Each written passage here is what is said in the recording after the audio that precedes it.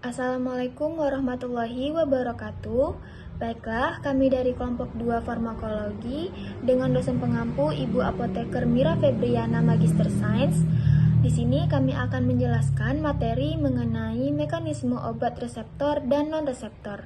Sebelumnya, izinkan kami memperkenalkan diri. Saya Yunita Azura dan teman saya Firman Riawan, Hanifa Fania Asaf, Mega Mawarsari, Nurhaliza Afni, Putri Nurul Iza, Tasya Deriska, dan Viani Azira. Baiklah, untuk pemateri pertama akan dijelaskan oleh Firman Riawan. Kepada Firman, dipersilakan.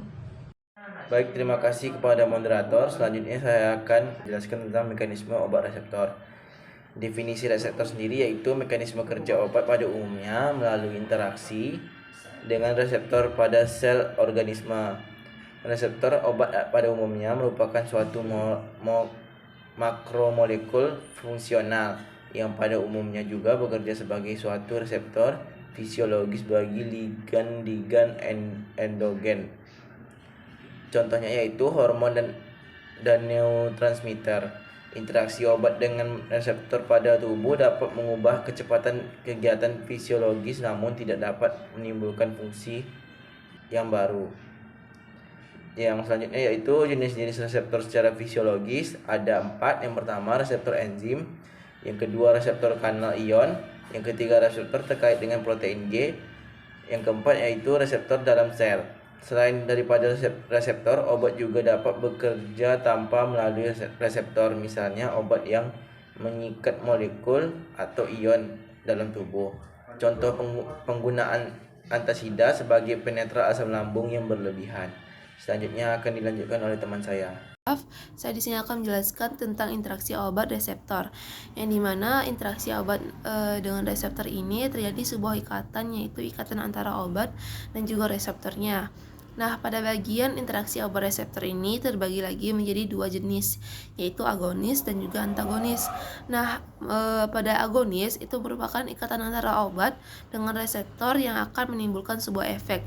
Sedangkan untuk yang antagonis, dia itu ikatan antara obat dan juga reseptor yang dimana dia itu tidak akan ataupun tidak dapat menimbulkan sebuah efek. Baik, pertama-tama saya akan menjelaskan tentang agonis terlebih dahulu. Baik, pada materi agonis ini dimana sifatnya itu adalah dia itu berikatan dengan reseptor dan juga akan menghasilkan respon berikutnya, dapat berupa sebuah energi kimia. Nah, pada agonis dia itu kan akan menghasilkan efek. Terdapat juga pembagian dari agonis tersebut, di mana terdapat agonis penuh dan juga agonis parsial. Nah, perbedaan antara agonis penuh itu dengan parsial adalah pada agonis penuh, dia itu akan menghasilkan efek yang tinggi walaupun ketika si obat ini menduduki presentasi kecil pada reseptor yang akan berikatan dengan dia. Sedangkan untuk agonis parsial, dia itu memiliki hasil berupa efek yang rendah dan juga tidak dapat menimbulkan respon maksimum, bahkan jika dia itu menempati seluruh reseptor yang tersedia. Nah, sehingga dapat disimpulkan adalah pada agonis penuh itu akan menghasilkan sebuah efek yang maksimum ataupun yang tinggi walaupun jumlah dari obatnya itu sedikit atau presentasinya itu sedikit. Sedangkan untuk agonis yang parsial, dia itu akan menghasilkan efek yang rendah, cenderung lebih rendah daripada agonis penuh, yang dimana dia itu tidak dapat menimbulkan respon maksimum walaupun dia itu memiliki jumlah yang tinggi. Selanjutnya adalah ikatan antara obat dengan reseptor yang bersifat antagonis. Seperti yang telah saya sampaikan sebelumnya adalah ketiga antagonis ini merupakan ikatan antara obat dan juga reseptor yang dimana dia itu tidak bakal menghasilkan sebuah efek.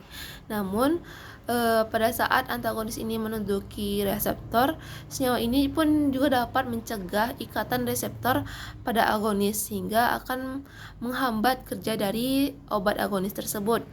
Nah, di sini juga terdapat dua tipe antagonis, yaitu yang pertama adalah antagonis kompetitif dan yang kedua itu adalah antagonis non-kompetitif. Nah, pada saat antagonis kompetitif ini dia itu obat antagonis itu akan berikatan dengan reseptor kan. Nah, yang dimana sebagai permisalan ini merupakan obat antagonis dan ini merupakan obat yang agonis. Nah, pada antagonis kompetitif, ketika obat yang antagonis ini berikatan dengan reseptor, yaitu dapat terjadinya pelepasan antara obat antagonis dan juga reseptor tersebut, yang dimana pelepasan itu diakibatkan oleh terdapatnya obat agonis yang memiliki kadar tinggi. Nah, jadi dapat disimpulkan bahwa pada antagonis kompetitif, ikatan antara reseptor dengan obat antagonis itu dapat dipisahkan dengan adanya sebuah obat agonis yang memiliki kadar yang lebih tinggi ataupun kadar yang tinggi. Nah, selanjutnya pada obat antagonis non-kompetitif ini di mana terdapat sebuah obat antagonis dan juga sebuah obat sebuah reseptor. Nah, ketika berikatan, interaksi ikatan dari antagonis dan juga reseptor ini tidak dapat dilepaskan. Walaupun pada saat itu terdapat sebuah obat agonis yang memiliki kadar yang lebih tinggi. Nah, sehingga dapat disimpulkan adalah pada interaksi obat antagonis non-kompetitif, ikatan antara reseptor dan juga antagonisnya ini tidak dapat dilepaskan walaupun terdapat sebuah obat agonis yang memiliki kadar yang lebih tinggi. Sehingga pada mekanisme ataupun pada peristiwa antagonis non-kompetitif ini, sifat antagonisnya itu dapat memblok total reseptor sehingga dia itu tidak dapat berikatan dengan agonis. Sekian materi yang dapat saya sampaikan. Namun selanjutnya ini terdapat sebuah gambar yang menjadi permisalan dari mekanisme efek agonis dan juga antagonis adalah ketika tidak ada sebuah obat ataupun molekul obat, dia itu tidak akan terdapat interaksi ataupun interaksi berjalan dengan normal. Nah, sedangkan pada agonis drug, di mana obat agonis ini akan berikatan dengan sebuah reseptor pada bagian warna yang berwarna biru yang merupakan reseptor, yang dimana orang ini merupakan obat agonis. Nah, ketika agonis ini berikatan dengan sebuah reseptor biru, dia itu akan menghasilkan sebuah efek yang dimana itu dia berfungsi untuk mekanisme efek dari obat tersebut, efek dari fungsi obat tersebut. Sedangkan pada obat antagonis, ketika dia berikatan dengan reseptor, maka dia itu tidak dapat menghasilkan efek apapun. Namun sifatnya itu adalah untuk memblok partikel lain supaya dia itu tidak dapat berikatan dengan reseptor. Dapat dilihat di sini molekul yang berwarna biru itu tidak dapat berikatan dengan reseptor diakibatkan terdapatnya obat antagonis. Sekian yang dapat saya sampaikan, selanjutnya akan dijelaskan oleh kawan saya. Baiklah, sebelumnya di sini perkenalkan nama saya Mega Mawarsari dengan NIM 2201170. Di sini saya akan melanjutkan penjelasan tentang mekanisme obat non-reseptor, di mana penggolongan mekanisme kerja obat non-reseptor ini terbagi menjadi dua. Yang pertama itu secara fisika dan yang kedua itu secara kimia. Di sini saya akan menjelaskan mekanisme obat non-reseptor secara fisika. Yang pertama itu terdiri dari massa fisis, di mana massa fisis ini mempunyai contoh obat yaitu laktulosa dan biji psyllium, yang gunanya itu akan mengabsorpsi air jika diberikan secara peroral, sehingga volume akan mengembang dan memicu peristaltik atau laksativa dan purgativa. Selanjutnya itu ada osmosis, di mana osmosis ini mempunyai contoh obat yaitu laksansia osmotis atau natrium sulfat dan magnesium sulfat. Dengan gunanya itu melambatkan diabsorpsi usus dan secara osmosis menarik air ke dalam usus sehingga volume usus bertambah dan memicu peristaltik usus untuk mengeluarkan isinya. Selanjutnya itu ada absorpsi. Absorpsi ini mempunyai contoh obat yaitu kaolin dan karbon aktif. Dengan gunanya itu menyerap racun pada pengobatan diare dan sebagai antidotum. Selanjutnya itu ada rasa, di mana rasa ini mempunyai contoh obat yaitu gentian atau senyawa pahit yang akan memacu aliran asam klorida ke lambung sehingga menambah nafsu makan. Selanjutnya itu ada barier fisik, di mana barier fisik ini mempunyai contoh obat yaitu sukralfat. Dengan gunanya itu melapisi membran mukosa sel, dengan contohnya itu anestetik. Berdasarkan sifat lipofiliknya, obat ini tuh untuk melarut dalam lemak dari membran sel, sehingga menghambat transport oksigen dan zat-zat gizi, akhirnya menyebabkan aktivitas selnya terhambat. Baiklah, sekian penjelasan dari saya. Materi selanjutnya akan dijelaskan oleh teman saya. Penggolongan mekanisme kerja obat non-reseptor yang kedua yaitu secara kimia, yaitu adanya yang pertama aktivitas asam dan basa. Contohnya adalah antasida lambung yang mengandung ALOH3 yang bersifat basa yang akan menetralkan kelebihan asam lambung pada lambung. Yang kedua, adanya aktivitas oksidasi dan reduksi. Contohnya adalah kalium permanganat yang berkonsentrasi rendah mempunyai aktivitas oksidasi morfin strychnine sehingga toksisitasnya berkurang. Yang ketiga adanya reduktor. Contohnya adalah vitamin C. Penggolongan mekanisme kerja obat non-reseptor yang ketiga adalah secara metabolisme.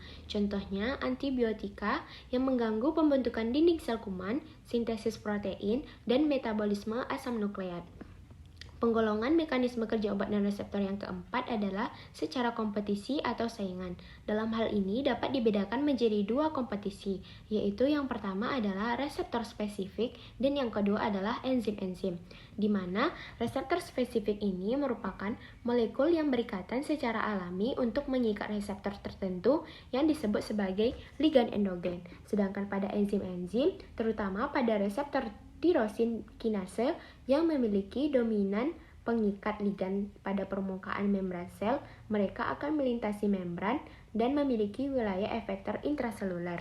Contoh dari kompetisi atau saingan ini adalah obat-obat sulfonamid. Baiklah, di sini saya akan menjelaskan contoh obat yang bekerja pada reseptor dan non-reseptor. Contoh obat yang pertama yang bekerja pada reseptor histamin H1, yaitu ada histamin sebagai agonis dan mepiramid sebagai antagonis. Keduanya memiliki efek kontraksi otot polos, berbagai efek karena fosfolirasi protein. Lalu ada obat yang bekerja pada reseptor adrenoreseptor B2, yaitu contoh obatnya ada adrenalin dan salbutamol sebagai agonis dan propanolol sebagai antagonis.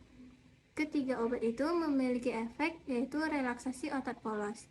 Lalu ada yang bekerja pada reseptor muskarinik M2 seperti obatnya asetilkolin sebagai agonis dan atropin sebagai antagonis.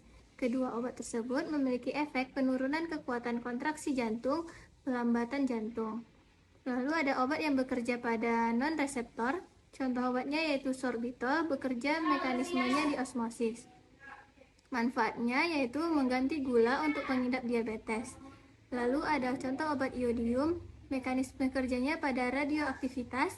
Manfaatnya seperti untuk mengobati hipertiroidisme. Lalu ada nama obat sukralfat yang bekerja pada barier fisik yang manfaatnya seperti melindungi dan mengobati diare dan sebagai antidotum. Sama seperti obat kaolin yang bekerja dengan mekanismenya absorpsi. Baiklah, selanjutnya saya akan menjelaskan mengenai efek samping obat reseptor dan non-reseptor. Bagian A-nya terdapat reseptor. Yang pertama, ada obat propanol.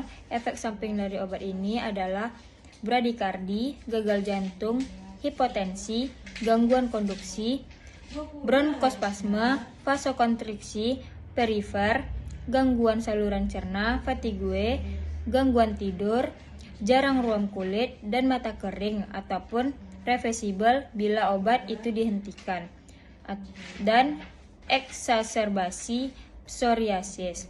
Yang kedua ada atropin. Efek samping dari atropin adalah obat yang dapat menyebabkan efek samping seperti mulut kering, peningkatan denyut jantung, dan gangguan penglihatan. Yang ketiga ada asetilkolin. Efek samping dari asetilkolin ini umumnya tidak digunakan sebagai obat, tetapi efek sampingnya termasuk gangguan lambung dan peningkatan sekresi saliva. Yang keempat, terdapat salbutamol. Efek samping dari salbutamol ini diketahui merupakan obat yang bekerja pada reseptor beta 1 adrenergik di jantung dan beta 2 di saluran nafas. Namun, salbutamol memiliki aktivitas yang lebih kuat terhadap reseptor beta 2 di saluran nafas pada penggunaan dosis yang kecil. Penggunaan dosis yang lebih tinggi menyebabkan selektivitasnya hilang, sehingga memiliki risiko efek samping terhadap jantung. Efek samping yang paling sering terjadi akibat penggunaan salbutamol adalah tremor dan kecemasan apabila diberikan pada anak usia 2-6 tahun. Insomnia juga sering muncul jika diberikan pada anak usia 6-12 tahun. Risiko meningkatkan seiringnya bertambahnya dosis. Yang kelima ada histamin. Efek samping obat ini tidak menimbulkan efek samping mengganggu yang biasanya terjadi pada antihistamin seperti kantuk dan mulut kering. Tidak seperti antihistamin, obat ini aman pada pasien penderita glaukoma atau perbesaran prostat. Selanjutnya akan dilanjutkan oleh teman saya. Selanjutnya yaitu efek samping obat terhadap yang non-reseptor. Pertama yaitu ada obat sorbitol, yaitu memiliki efek samping. Sorbitol atau gula alkohol dalam jumlah banyak dapat menyebabkan perut kembung, mual, muntah, sering kentut, dan diare. Yang kedua itu ada sukralfat dengan efek samping konstipasi, diare, mual, gangguan pencernaan, gangguan lambung, mulut kering, ruam, reaksi hipersensitivitas, nyeri punggung, pusing, sakit kepala, vertigo, dan mengantuk. Yang ketiga ada iodium, yaitu dengan efek sampingnya yang paling sering yaitu nyeri perut, diare, mual, muntah, dan kulit kemerahan. Yang terakhir adalah kaolin, dengan efek samping yang dapat menimbulkan reaksi alergi, ditandai dengan gejala gatal-gatal, muncul ruam, sulit bernafas, dan pembengkakan pada lidah, bibir, mulut, atau wajah. Baiklah, itulah penjelasan dari kelompok kami mengenai materi mekanisme obat reseptor dan non-reseptor. Adapun kesimpulan yang dapat kami tarik dari materi ini yaitu reseptor agonis dan antagonis, bahwa agonis ini meningkatkan aktivitas reseptor, mirip dengan efek neurotransmitter alami, sementara antagonis menghambat aktivitas reseptor dengan menghalangi aksi neurotransmitter atau agonis. Ini memiliki implikasi dalam pengembangan obat dan pengelolaan respon biologis. Obat non-reseptor adalah jenis obat yang tidak berinteraksi langsung dengan reseptor pada permukaan sel atau dalam sistem saraf. Sebaliknya, obat ini mungkin bekerja melalui mekanisme yang tidak terkait dengan reseptor, seperti mempengaruhi enzim, saluran ion, atau proses seluler lainnya. Contoh obat non-reseptor termasuk antiseptik, antasid, atau agen kemoterapi yang dapat mempengaruhi pertumbuhan sel tanpa berinteraksi secara langsung dengan reseptor khusus. Baiklah, sekian dari kelompok kami. Kurang dan lebihnya kami mohon maaf. Wabillahi taufiq wal hidayah. Wassalamualaikum warahmatullahi wabarakatuh.